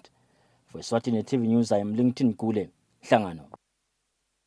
The Principal Secretary in the Ministry of Information, Communications and Technology, Pesha Dube, says data protection is key to the country's economic development. He was speaking during a consultation workshop on the country's data participation program, which was hosted by the African Union Development Agency. The African Union has completed the evaluation of the first decade of Agenda 2063 implementation, and one of the results coming out is that most citizens have no information about the African Union Agenda 2063. 3 years ago, the African Union then started a program that is being piloted in 10 African countries, including Eswatini, to help these countries build their capacities so they can close the gap between policy and citizens. The African Union Development Agency held a workshop with different stakeholders on data participation that was officially opened by the PS in the Ministry of ICT, who was represented by the US Macanjana Mota. Data is very important for policy making and decision making, and it can help us understand the problems, the impact of their actions, and the best ways to achieve their goals. Data can also help policymakers communicate and justify their decisions to the public and other stakeholders. Head of Strategy and Planning in the African Union, Dr. Gideon Nimako, shed a light on the objectives of the project. We intend to strengthen the capabilities of member states by using digital and non-digital technologies to engage ordinary citizenry in the implementation of Agenda 2063. We want to provide easy-to-communicate information to ordinary citizens so that they can comprehend what government, regional, and continental bodies are doing. We want to use the data coming out of this implementation to improve the innovation ecosystems of member states and regional entities. The meeting is to draft tools that will speak to the implementation of Agenda 2063 by the Kingdom of Eswatini. Reporting for Eswatini TV News, I'm Samkal Suekoza with Zikumbuzo Dlamini, Esulwini. The Principal Secretary in the Ministry of Agriculture, Sydney Simelane, says the ministry will ensure that all farmers benefit from the agricultural funds in all the different farming institutions. Simelane explained this when giving details of how they ensure that money borrowed from the funds are returned by the farmers so that others can benefit. To improve the farming sector and ensure food security, the Ministry of Agriculture has established funds and subsidy initiatives estimated at 100 million emalangeni. The Principal Secretary in the Ministry of Agriculture, Sydney Simelane, says strict control measures will be applied to ensure more farmers benefit from the funds. It is very important to do a follow-up with these farmers. The main aspect or the main need for the follow-up is to make sure that they have the necessary extension services, which means we support them and we teach them how to do proper farming. Now, when it comes to collecting the money back to us, we have a number of ways in which we do it. One of the ways is to have contracts with the individual farmers. These farmers, they register with the various government parastatals or institutions. For instance, if we take the Horticulture Development Fund that is run by NAMPOD, we definitely have a contract because we want you to go and do the proper farming, and then after that we will take care of the produce because it will be collected and sold to NAMPOD. So that is where the contract comes in. And the contract is very important for us because it ensures that we are able to recoup the funds that we have given to you. For instance, those farmers that we provide with the inputs, at the end of the day, when they have sold their produce to us, we then deduct the funds that we gave them as inputs. So that is how we ensure that we get proper security for the funding. A report by the World Bank focusing on agriculture in Eswatini in the year 2021 reveals that agriculture contributes about 8.14% in the country's economy. For Eswatini TV News, Nelson Ngamandla, Smuva Shongwe, Mbabane. The National Disaster Management Agency has met different stakeholders to formulate the disaster risk financing strategy. Speaking during the launch at the Happy Valley Hotel, the Chief Executive Officer, Russell Dlamini, says the formulation of the strategy will culminate the formulation of the Disaster Management Fund, helping the country respond quicker to disasters. We are actually here to launch the process of formulation of the disaster risk finance strategy, which will ultimately lead to the development of the Disaster Management Fund as per the dictates of the Disaster Management Act of 2006, Section 35. And so it is important because once we have the fund, then it's going to improve our preparedness for disaster risk management as a country. The principal finance officer at the Ministry of Finance says they have come to support the formulation of the strategy. Sisupporta le strategy ngoba siyade ukuthi live bese liba reactive uma sikhanzakala ukuthi kuba nema disasters la endawo. According to government, 500 million emalangeni was spent to rehabilitate damages caused by Cyclone Eloise in the year 2021. For Eswatini TV News, Nelson Ngamandla, Smuva Shongwe, Ezulwini. Chief Police Information and Communications Officer Superintendent Pindile Vilagati says investigations by police yielded that the bomb scare reports at the Mbabane Magistrates Court, which came through the Eswatini National Fire and Emergency Services, were found to be untrue. Vilagati says the reports were investigated by the Royal Eswatini Police Disposal Unit. The Royal Eswatini Police Services Chief Police Information and Communications Officer Superintendent Pindile Vilagati elaborates about the false alarm. We acted promptly and we invited our experts in that matter, and in our investigation we found that there was no bomb. We are now investigating the report to ascertain if this was a genuine report with certain suspicion or it was purposed to scare the people in that area.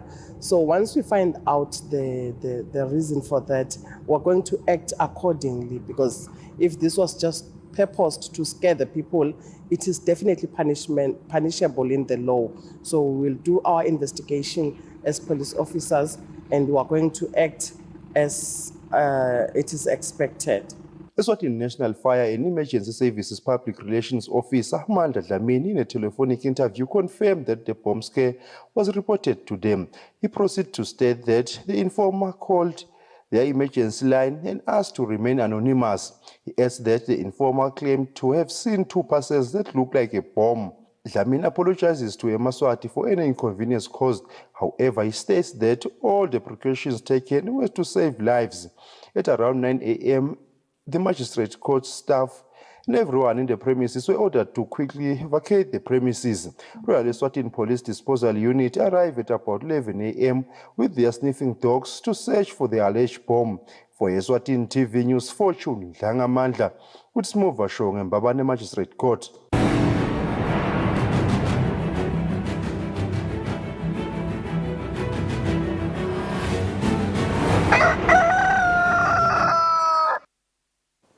It's 14 minutes after 7. Let's take a look at our sports news. In our sports roundup, we begin with the latest Momo votes under the ongoing Momo voting system by the supporters from the 2023 Momo Cup edition that has reached over 26.6 million votes, with Pigs Peak Black Swallows still leading the race with over 4 million votes.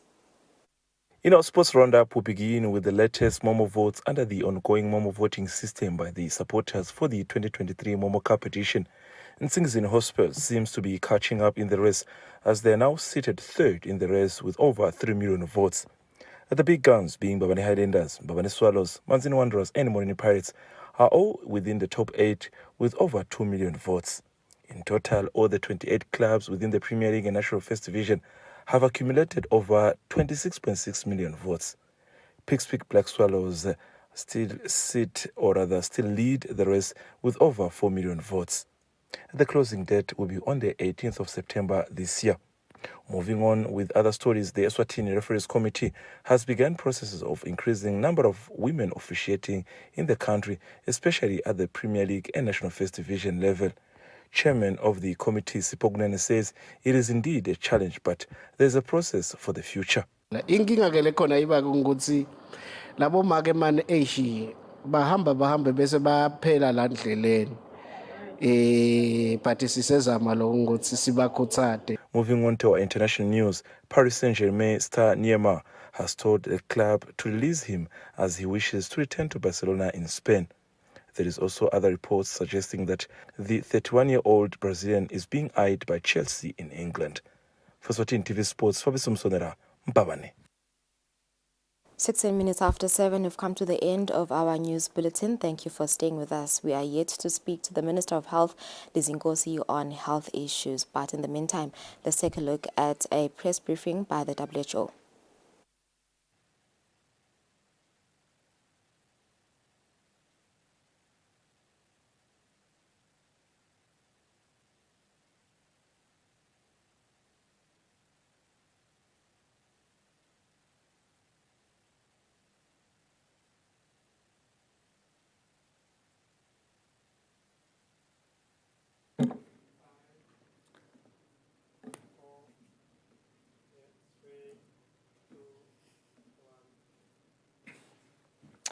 Hello to everyone. It's July 19th. My name is Tarek and I welcome you to regular WHO press conference on global health issues. I will, as always, introduce our WHO experts here in the room. And we have today Dr. Tedros, our Director General. We also have Dr. Bruce Aylward, who is Assistant Director General for Universal Health Coverage and Life Course. Dr. Kate O'Brien is also with us, and she's Director for Immunization, Vaccines and Biologicals. Dr. Abdirahman Mahamoud is Director Interim for the Alert and Response Coordination.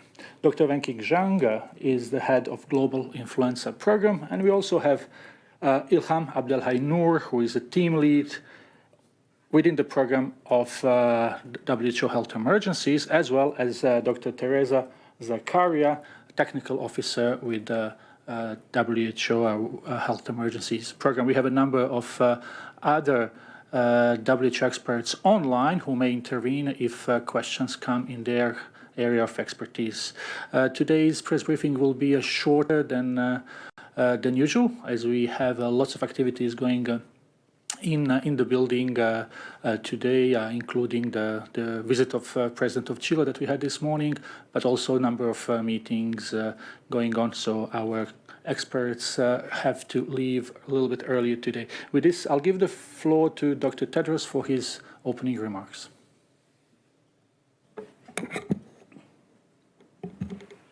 Thank you, Tari. Good morning, good afternoon, and good evening. Yesterday, WHO and UNICEF published new data which show promising signs that immunization services are rebounding in some countries after disruptions caused by the COVID-19 pandemic. Last year, 4 million more children received immunizations than in 2021. This is encouraging news, but large gaps remain, and global and regional averages mask severe and persistent inequities, especially in low-income countries. More than 20 million children missed out on one or more vaccines last year, and almost 15 million missed out entirely. While these numbers are lower than 2021, they are still higher than pre-pandemic levels. We're still falling behind with our targets to reach children with measles, HPV, yellow fever, and many other vaccines, risking outbreaks and suffering as a result of diseases that can be easily prevented. Of the 75 countries with substantial declines in immunization, only 15 have recovered to pre-pandemic levels, with the rest stagnant or even declining further. Most concerningly, low-income countries are not yet showing signs of recovery. In response, WHO, UNICEF, and other partners have launched the Big Catch-Up, working with the most affected countries to catch up, recover, and strengthen immunization infrastructure. This week, the intergovernmental negotiating body to draft and negotiate the pandemic accord is holding its sixth meeting. Next week, the working group of amendments to the international health regulations will hold its fourth meeting. And the negotiations of both processes are entering a critical stage. With less than a year to finalize their work, later this week, the two groups will hold their first joint meeting. The meeting will be webcast. The groups will discuss topics including the definition and declaration of a public health emergency of international concern and a pandemic. However, just as mis- and disinformation undermine the global response to the COVID-19 pandemic, so mis- and disinformation is undermining these efforts to keep the world safer from future pandemics. 20 years ago, the tobacco industry tried to undermine negotiations on the WHO Framework Convention on Tobacco Control. The same thing is happening now. Groups with vested interests are claiming falsely that the accord is a power grab by WHO and that it will stymie innovation and research. Both claims are completely false. I need to put this plainly. Those who peddle lies about this historic agreement are endangering the health and safety of future generations. If two companies sign a business contract and use lawyers to help them develop it, that doesn't give the lawyers control over the contract, nor make them a party to it. It's the same here. The pandemic accord is an agreement between countries, and WHO is helping them to develop that agreement. But WHO will not be a party to the agreement. As the countries themselves have pointed out repeatedly, this is an agreement between countries and countries alone. This accord aims to address the lack of solidarity and equity that hampered the global response to COVID-19. It's a historic opportunity for the world to learn the painful lessons COVID-19 taught us and make the world safer for generations to come. Earlier this week, I had the privilege of addressing the meeting of G20 finance ministers and central bank governors. I made the point that the global economy and global health are inextricably linked, as the COVID-19 pandemic demonstrated. And of course, pandemics are far from the only threat to health and economies. Every day, diseases, conditions, and injuries incur huge costs to governments in terms of health sector spending and lost productivity. Many of these diseases, conditions, and injuries could be prevented at a fraction of the cost of dealing with their consequences. Investments in health are therefore an economic no-brainer. If they were bonds, they would be rated AAA. It's time to rethink financing for health. It's time to see health not as a cost, but an investment. Not as a consumptive sector, but a productive sector, as the anchor for more inclusive, more equitable, and more prosperous societies and economies. Over the past 3 years, the G20 countries has played an important role in bringing together finance, and health to respond to COVID-19 and to strengthen the global architecture for pandemic preparedness. I appreciate especially the G20's leadership in establishing the Joint Health Finance Task Force, which is supporting countries to identify and mitigate economic vulnerabilities and finance pandemic response. WHO is proud to host the Task Force Secretariat with the support of our partners at the World Bank. On the other hand, it's concerning that at this meeting, G20 countries were not able to reach agreement on debt relief for low-income countries. The pandemic has taken a heavy toll on the world's poorest countries. The burden of debt will keep them in a cycle of poverty and prevent them from making the investments in health that could help to fuel their recovery and growth. Just as the world's largest economies have taken action to protect the world from pandemics, we call on them to demonstrate solidarity by taking action on debt relief to protect the world from poverty. One of the biggest contributors to keeping people trapped in poverty is the lack of rehabilitation services for those who need them. For most people, rehabilitation services, including assistive technologies, are often out-of-pocket expenses that they cannot afford. Ensuring access to quality rehabilitation services without financial hardship is an essential part of every country's journey towards universal health coverage. Last week, WHO launched the World Rehabilitation Alliance, a global network focused on promoting rehabilitation as an integral part of universal health coverage. The World Rehabilitation Alliance is a powerful demonstration of the collaborative spirit of the rehabilitation community and the importance of bringing together the voices of many stakeholders to promote one message. Many countries in the Northern Hemisphere are now experiencing extreme heat, driven by the El Nino weather pattern and climate change. 2 weeks ago, we saw the hottest day on record.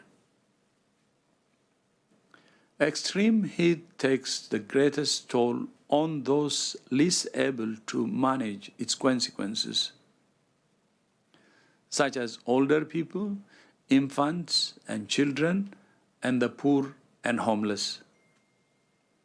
It also puts increased pressure on health systems. Exposure to excessive heat has wide-ranging impacts for health, often amplifying pre-existing conditions and resulting in premature death and disability.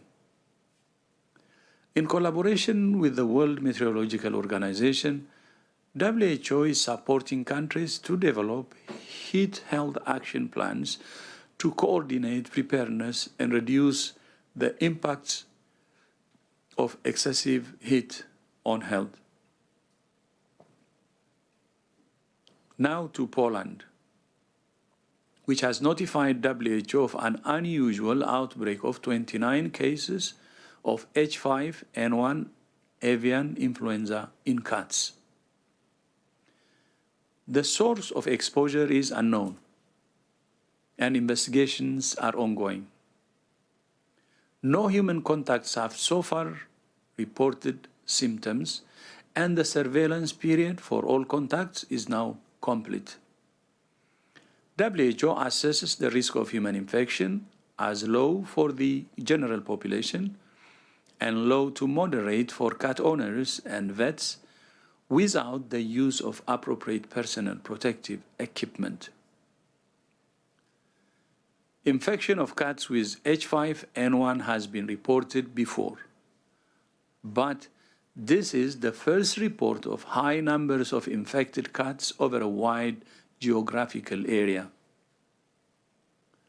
WHO continues to monitor the situation in close collaboration with partners and the government of Poland.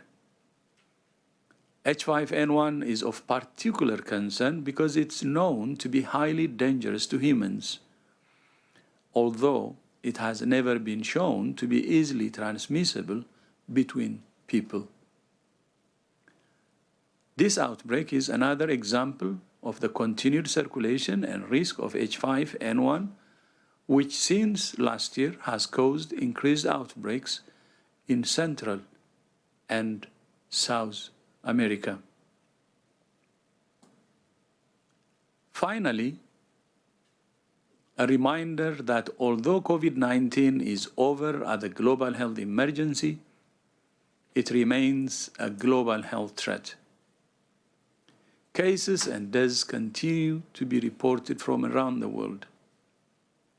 And although people are better protected by vaccination and prior infection, this is not an excuse to let down our guard. WHO continues to advise people at high risk to wear a mask in crowded places, to get boosters when recommended, and to ensure adequate ventilation indoors. And we urge governments to maintain and not dismantle the systems they built for COVID-19, to continue to conduct surveillance and report, to track variants, to provide early clinical care, to provide boosters for the most at-risk groups, to improve ventilation, and to communicate regularly. Tariq, back to you.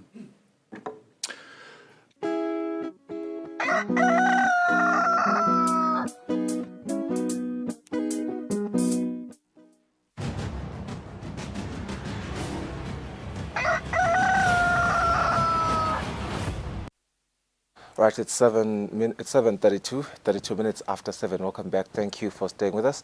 We did mention on the beginning of the show that we will have Health Minister Lizingosi just to talk about, some developments happening around the health sector, particularly the Ministry of Health. We've seen the formation of a cabinet subcommittee to assist in the expedition of the procurement of medicines and medical supplies in the country's health facilities. But also just yesterday, we saw Minister Lizingosi speaking on resolving the backlog in orthopedic surgeries, where the Ministry of Health, through the Mbabane Government Hospital, is already conducting a mass surgical operations on patients with bone fractures and conditions under a model-themed orthopedic camp, which will be conducted periodically in week cycles. But also there's another development with regards to epilepsy. Epilepsy has a burden. There's a certification of healthcare workers that we saw happening just a few days ago, where we saw that those healthcare workers have recently completed training on epilepsy. Minister of Health Lizingosi was also there as well. She joins us in studio this morning to talk about these developments as well as others that I may have not mentioned on my intro. Very good morning, Minister. How are you? Good morning, Sfeso. I'm fine. How are you? I'm doing very well. I think I want us to talk about the backlog in orthopedic surgeries, because this is the latest development in your ministry. We saw you speak on that just yesterday. Just give us an overview of what kuyimvelelo kwe-orthopedic surgeries. Ukhuluma ngecamp lapha nangulalela nokuthi kuhamba ngemaviki. Why so sudden nibone invele? Ema-orthopedic camps siyawenda periodically.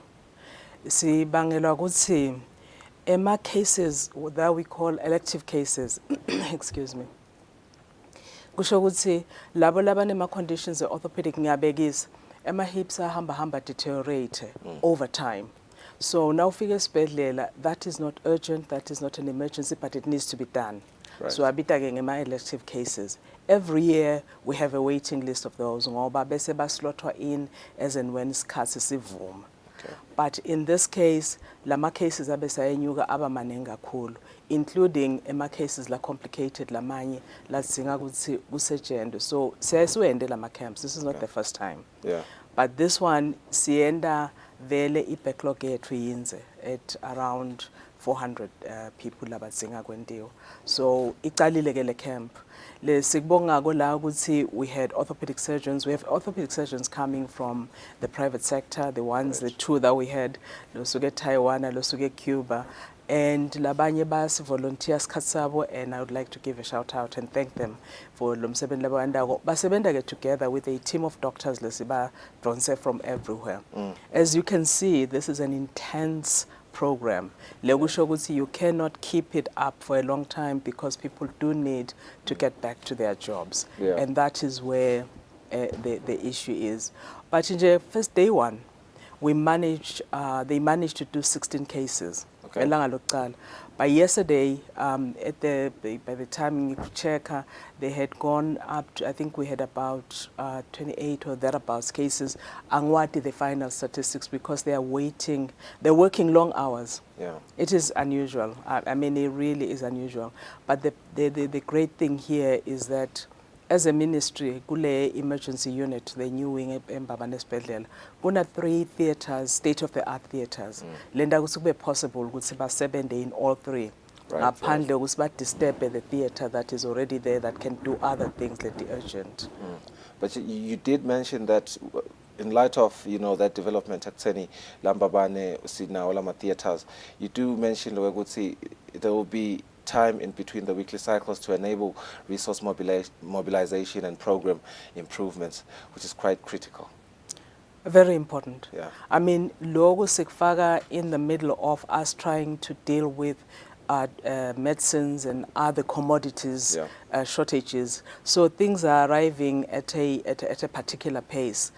Last we're accumulating enough to make sure we can start this work and go forward with it. But still, get reflect daily, go reflect on our stock, go reflect on our sport.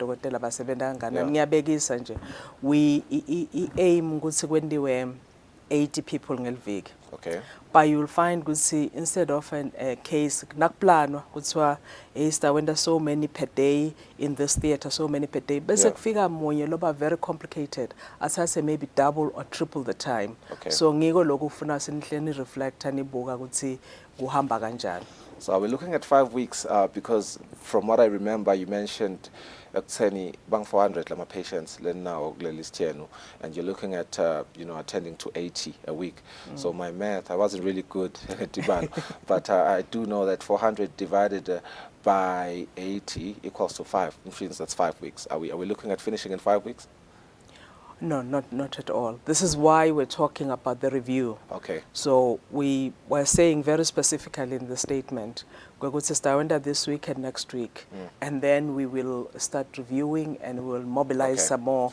Because, like as I'm saying, labo dokotela nalama specialists suka etinzaweni lapho asebenta khona. So they need to go back and do their work while si reviewer baphinze babuye sitholele enye team sichubeke. So sawenda lama weekly cycles and then spinze sibabide abantu ngola sibacela khona abantu ukuthi we're doing this, it will happen. Yeah. But kufuna abantu babeketele ngabe sekuba khona lota eMbabane Esibhedlela sekade ulala afuna kumelayinini bayashayelwa bayabidwa ngoba all of these patients we're talking about are patients that have been seen before. Where the decision has been made ukuthi kufuna abe nana procedure or that procedure. Okay.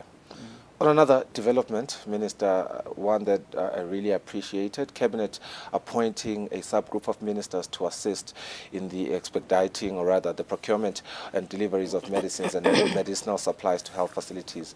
I saw you there as well, and announced the development. It's just why? What have you seen really? Okay, this one is I think I need to explain a little bit about the background. Okay. Last year, we had difficulties. So, kutsengwa kwemithi essential happened in the 3rd quarter. Yeah. Lekusho ukuthi from April up to that point, besingathengi imithi essential. And loko kusho ukuthi nalaba laba supplier ngoba uthenga only nangabe sokhona kusebenzisa le budget naba sikhona kubabhadala. So nasifika ku 3rd quarter bakhona ku deliver only in the 4th quarter because badzinga lead time now. Unfortunately, if 4th quarter in a one useful month for my supplies ga health. I'll explain why I'm saying that. from January to end of March. Laba labasithengiselako December 15 to January 15, suppliers abo are pretty much closed ngoba imisle eminingi sithola South Africa. So they have January 15th to February 15th ukuthi basideliver le mithi. Right. February 15th is the cut-off date for government for procurement for a year, for that year. So we had a very difficult time lapho ngoba nakuqala le procurement nisabiyela tender board kuya order kwenziwa nabo baya order kuthi ngeke ma lead time sebaqala ba deliver and they have only just 1 month and they can't deliver for a whole year in 1 month. Kusho ukuthi sithina ngaleso sikhathi ngoba ngaFebruary sesilungisela kwekuthi sitawuqala stock takes angamach sikwenta every year lo stock takes angamach usually ngaFebruary ngilapho sideliver khona kakhulu etibhedlela sende sure ukuthi bane misle enough to cover for the period yangamach but good ema deliveries afika up to the 15th of February sesina 2 weeks work deliver. We pushed as much as we could, but now lama deliveries mancane. So it is the impact of that. Lesibangele ukuthi by March send a stock take, by April of course as you know kuqala I forensic audit that is still ongoing as we speak. So it meant ukuthi lama processes etflajwayelekile as a hampered in many different ways. And the impact of that was that sidame is lay enough. A decision a cabinet, which is very helpful. Good see a ministry ayithole other ministers. Latau sibugisa asbambise sizame ku expedite, and that is where the decision was made. You could see, itanda border isnikete could see a period of sithenge nge-emergency.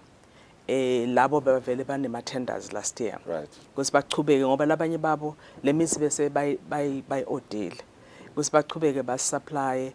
Kuze kuqala ukufloat ema-tenders lamasha.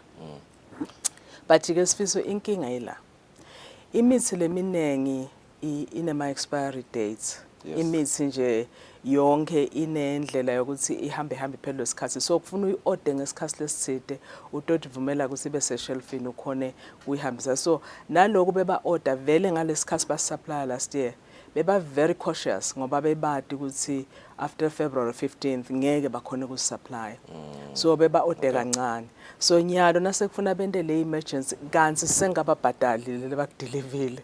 It's a complicated thing. I'm not taking responsibility away from health, but I'm just saying it's a complicated thing and nothing I fix within procurement we are going to have this problem repeating. But le decision in cabinet means we are pushing things and we are trying very hard. Yeah, and then seeing the indication of deliveries that we saw in the past couple of weeks, especially in different health facilities. We saw Peak Hospital getting deliveries. Was that a culmination of this action? Okay. Our normal deliveries, I'd say each in a month, send out all 4 regions. Right. So we dedicate a week to Shiselweni, Lubombo, Ganjalo na Ganjalo. That is ongoing. Ngiko lokubona lokunye bese kuba ke nalama urgent lo bese kuphelile lele basideliverla kona ama suppliers lokho kuta as it comes kuyahamba as it comes kuyahamba as it comes kuyahamba akumeli le cyclic delivering lesiyendawo. It is part of that decision yokuthi sizame expedite. I would say the situation is steadily improving. It's not perfect yet. Steadily improving etibhedlela tonke, and we are continuing to try and make sure we will see imithi ibakhona. It's a challenging situation. But you have met with suppliers to forge a way forward to mitigate the situation. Again, I need to give a shout out to the suppliers. My suppliers, njoba ngishito nje ba deliver up to February. Right. Kwavalwa umnyaka. Sesibakweleta imali ya last year. Sibakweleta naya letinto labatifaka as an emergency. Kanzi kufuna basi delivele. They are working under a challenging financial situation. Siyaqhubeka ke nekuzama ukuthi babhadalwe. So we've met with them. Okay. And we are talking with them and bakhona kusitshela ukuthi lokho siyakhona ukuthola lokho lead time itasibeka phi so again to thank them and acknowledge ukuthi they have gone beyond the call of business here. It's quite interesting. I mean, looking at the lead time processes and the financial situation that you're mentioning, both things are quite complex, but seeing that there is progress that is being made, that is quite commendable. There's also another issue, pandemic preparedness. We speak about oxygen. I remember the situation, your oxygen, when COVID came and it wreaked havoc everywhere. Yeah. Oxygen was a big one, but we saw your ministry taking strides there to try and mitigate the situation as quickly and as possible as it could. How are we looking right now in terms of oxygen plants around the country? That's an interesting one, because I think WHO continues to say to us, build on what you built on COVID. Yeah. We had a terrible situation then. And then there was one plant that was done as Togotoga TLC, but we had a thorough assessment across the country with both WHO, with both Global Fund, with ONGES. We had a technical working group that continues. So lelo plan lelo lalitsi kufuna sakhe ema oxygen plants la targeted. But Doctors Without Borders bawakhala wakahlatsi nasenhlangano. So Hlatikulu Hospital has its own oxygen plant that is working. Hlangano has its own oxygen plant that is working. The first oxygen plant in Lelese Look Commission, but we have 2 more. The plants have arrived in the country. These are being done by a Global Fund, and they've been part of this process. This is an ongoing development? Yes, just now. Afika nga April, lama units. Okay. So kune team lebuka ukuthi siqale siwafake, one ita eMbaba nesibhedlela, lelenye ita Central Medical Stores. Right. This was part of the assessment. Kune plan la 2 years lokuthi we must make sure ukuthi oxygen is enough. RFM, because it's one of the busiest hospitals, kwafakwa liquid oxygen, a huge tank. Lemele ukuthi ifide lesibhedlela nge liquid oxygen all the time. So letinye tibhedlela ke setitawufakelwa ngilama nangzane la khona, plus of course sinema suppliers lamanye where if there's a need. But inzaba ye assessment yayithi, should we have another emergency? COVID is not over yet. We know that. We were just listening to Dr. Tedros before our interview. He's also alluding to the importance of, having enough oxygen and how dangerous it is to, imikhuhlane, to the lungs and all of that. Yeah. Quite clearly, COVID is not over. Right. It was declared as no longer a threat to is no longer a public health emergency, but it remains a global threat. Right. Until umhlaba wonke gets rid of it completely, it will always be there. Ngiko loku kufuna sichubeke ema laboratories ethu asibukele ukuthi lama variants la khona. I COVID report nje sayenda weekly, but publish. It's available on our site. Because it's not an emergency, but it's still a threat. It's not an emergency, it's still a threat. Nekuthi ke kufuna sichubeke sibuke ukuthi what variants, because there could be a variant that comes up lephinze isibuyisele emuva. Yeah. So lokho kuyachubeka. That is why we need to make sure ukuthi we have enough oxygen, we have enough of all the things that we used in ngesikhathi COVID.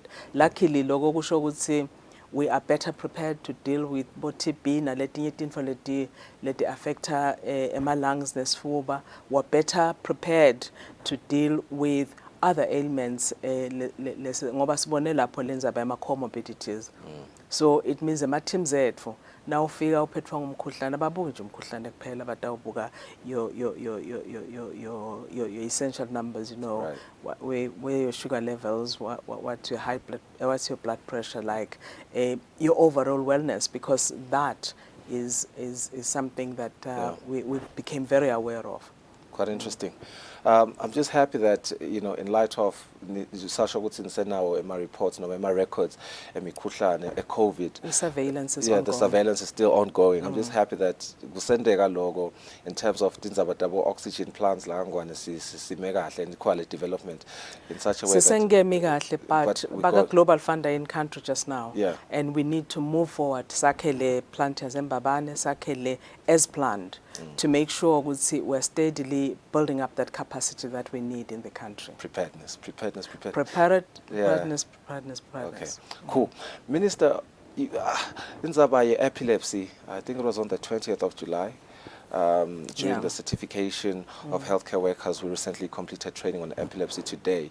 You spoke on something very critical with regards to the misconception around epilepsy and people's understanding, which further exacerbates the stigma around it. Just give us, kutsi yini vele lokufuna ukuthi si understand kahle nge-epilepsy ngoba kungathi kunengo lokurong. I-epilepsy ngalokuthi umuntu nakaba nema-fits kuba very dramatic for the people laba around nalebakubukako naye ku-affect impilo yakhe kakhulu. So I think worldwide attitude, the misunderstanding is leading to an attitude yokuthi those people are mentally ill, those people lakithi-ke nekuthakatha sikufake la ikhathi. I've heard it just a week ago. Being a big band for another work that I do. Ukhanjelo waba nema-fits. Ngoba khona labakhuluma ngekuthi hayi bam lawyer, ngoba khona labathi hey kontekani ngqondweni yakhe, so I can really relate to what you're saying here. Exactly. And yet epilepsy is a neurological disease. Kusho ukuthi it's a physical disease, not a mental illness. Understand? Njengokuthi nje now une stroke kusuka from the brain. Now une cerebral palsy kusuka from the brain, it affects your nerves. Epilepsy is similar kusuka from the brain. Lenguthanzile ngale training lokuthi we had 249 doctors and nurses across the country being trained on this. And thank you to Taiwan for doing that. Ukuthi iletha clarity lengcono ekuthaneni epilepsy ina different types of epilepsy. Ukuthi by recognize njani masinyane, by intervene njani, and kulesikhathi lesikuso where the diagnostic tools are very, very important. Sebafunziswa nekuthi nangabe ubona scan yini lefuna ukubuka. Not everybody is going to be able to read the scan as interpret, but you can spot the abnormalities. Lekusho ukuthi kubalekile ke manje ukuthi staff set lala bang 249 nje, they'll be able to read on an MRI babone ukuthi I see a shadow here, I see this. Nangabe injena kusho ukuthi i-mapping amikise kubodokotela masinyane bamfunzele batokhona ku-intervene. But lokubalekile ngiko lokuthi we need as a nation to understand ukuthi epilepsy is a physical illness. Labanye abantu batalwa nayo, labanye ivela because of other things that bangela usi ivela. Kufuna lokuthi kube ne support, kube ne continued training yama health workers, but continued education ya public. Ngoba uyabekisa nje ngalolu wambona kuletinye itikhathi ukhanza abantu sebetane emabhakede manje sebayamkhunga sekunjani njani. Those things need to stop ngoba kufuna ukuthi manage properly, aphinze athole lelo sito. So kwanyalo vele siyadzinga lokuthi sive sisifundzise ukuthi epilepsy is a neurological condition, and epilepsy is common. Akusho nje ukuthi it's quite common, and kuyafuneka lokuthi simanage it properly. Usakhuluma ukuthi i-epilepsy i-common. Engabe ikhona yini i-scientific research lesikhombisa ukuthi kubangelwa yini ukuthi be common kakhulu in developing countries ngoba research shows that 80% of people with epilepsy are in developing countries? This is a question I might not answer properly. Okay. Part of it is lack of diagnostic tools. Sine njengelive ne Ministry of Health kulomnyaka nasifika World Health Assembly. One of the things besihambisa embili ukuthi kufuna kube na better diagnostic tools across health services across the world. WHO ke emva kwaloko yasenda i-resolution yaniketa netindlela ukuthi kufuna kwendiwe njani ukuze kube na better diagnostic tools. Ngiko lokuthi asikhoni kahle lokudiagnose lecaleni nokuthi what type of epilepsy lenye ihamba sikhathi lesizukhanze ukuthi lapho kwenteka khona ngoba some of it is happening, a lot of it is happening in the brain. La kwenteka khona kuze kube ne damage ngoba kusese lichi ukuthi umuntu adiagnoswe and stop that whatever is happening in the brain at that time. Sibangelwa ngiloko ukuthi a lot of Africa asinawo lamathulusi. Nangabekisa nje la even inyalo njengoba besenda sibuka inventory yama-tools at work diagnose. Ukhanze ukuthi live for a long time besina one MRI machine. ukhanze ukuthi ema-CT scans ang-3 or 4 kuya-improve lokho. But kunamathulusi lamasha langenile emakethe khona la besemhlanganweni khona na Director of Health Services. Sibuka lithulusi leli really amazing. Leli khona ukuthi likunikete a very quick picture ukuthi what is happening in the brain. Utokhona ukuthi usikudokotela siyacela usilona nawo sibona nako. Atokhona usahamba afaka CT scan noma MRI but kufuneka ukuthi emathulusi ethu diagnose abengcono. Lokuthi ke kube se-Africa ngilokuthi siyephutha diagnose. Labantwana labadalwa nayo leba khona from birth angibeke kanjalo leba khona from birth i-epilepsy ukhanze ukuthi umntwana uzuyongena esikolweni kuthiwe nje akabehave kahle lo nemafits ke abe nemafits but kubangela a lot of stigma. We really need a better understanding of it. Ikhona ke Epilepsy Association la even le ministry lebambisene nayo ekutheni sizame kuyibuka lenza by epilepsy sizame kuimprove but right now as live thina nasisa prepareisha silungisela nale resolution legcina endile WHO yema diagnostics bese vele sikhulumile nalaba sifandako njenge Global Fund isinikete imali ithite ukuthi sibuke ema diagnostics. But ngalokuthi info the truth bese tiba slow yabona nje kwakho kuma oxygen plants kube sekudelayed naloku kube delayed but sinemali ithite lengasita ukuthi sicale kushintsha lama diagnostics. Interesting, and you did say it has become a national health priority, and with those words we hope that indeed even with the graduation of these, the certification of these 249 doctors ekutheni donge invalid daba expedited dikhona ku mitigate kamasinyane. Thank you so much for joining us, Minister. I don't know if you have any more words to add. Maybe thank the country stakeholders, because I do see kulaba doctors lawalang 249 last be certified. It was the Taiwan healthcare, was it the Taiwan medical mission? Yeah. Yes, I do. Thank you very much for giving me that opportunity. Kule challenge besinayo kuthenga last year. Ukube bekungekho Taiwan, the situation would have been terrible. Right. Because Taiwan has constantly tried to buy. I don't think there was a time they bought so much medicine for the Ministry of Health as they did in the last 12 months. So siyabonga kuloko. And nalogo, they've trained the first 249. Yeah. We are hoping we have over 4,000 health workers. Yeah. So we're hoping this will become an annual thing so that my health workers atoba nematulu setandle tabo ne knowledge etandle tabo. So we want to thank Taiwan for that. Ngiyathanza kubonga labo dokotela labashiye imisebenzi yabo beta batosite embabane esibhedlela. Nalaba labangakhazi uhulumende nabo laba sibalanze etindzaweni letinenge ukuthi basebente lapho. So one of the blessing okusebenzela Ministry of Health ukuthi you work with a team of truly dedicated people. Of course kuba khona problems here and there, but nakhona lokufuna kwendeke, they are really dedicated to our cause of first save lives.